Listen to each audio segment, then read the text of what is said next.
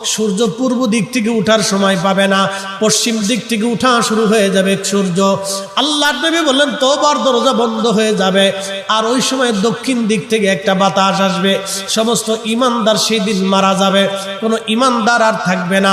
আল্লাহকে আল্লাহ বলে ডাক দেওয়ার মতো কেউ থাকবে না।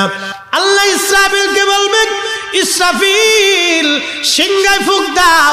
আল্লাহর এই ফেরেশতা সিংহা হাতে নিয়ে মুখের কাছে নিয়ে আল্লাহর আরশে আল্লাহর দিকে তাকায় থাকে, একটা সেকেন্ডের জন্য এদিক আর ওদিক করে না। কখন রব হুকুম দিবে সিংহায় ফুৎকার দেওয়ার জন্য, যখন সিংহায় ফুৎকার দিবে, কুরআন বলতেছে ইদাস সামাউল ফাতারাত, আকাশ ভেঙ্গে ভেঙ্গে ভেঙ্গে ভেঙ্গে পড়তে থাকবে। ওয়া ইদাল কাওয়াকিবু তাসারাত, সমগ্র নক্ষত্রগুলি ভেঙ্গে ভেঙ্গে ভেঙ্গে ভেঙ্গে পড়তে থাকবে। ওয়া ইদাল বিহারু ফুজ্জিরাত, সমুদ্রের তলদেশ উদ্দোলিত হয়ে যাবে, সমগ্র পানিগুলি পৃথিবীর উপরে আছাড় মারবে, আর ধুয়ে পাইলে সব পৃথিবীবাসীকে নিয়ে যাওয়া হবে।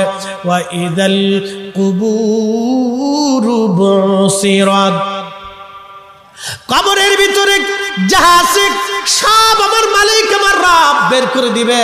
কবর থেকে মানুষ বের হইয়া সেই দিন হাসরের ময়দানের দিকে দৌড়াইতে থাকবে, সবাই উলঙ্গ থাকবে, কিন্তু আমার নবীকে আল্লাহ ৭০,০০০ ফেরেশতা বেষ্টন করাইয়া জান্নাতের পোশাক পরাইয়া মহাসম্মানে ফেরেশতারা মিছিল দিয়ে দিয়া আমার নবীকে হাসরের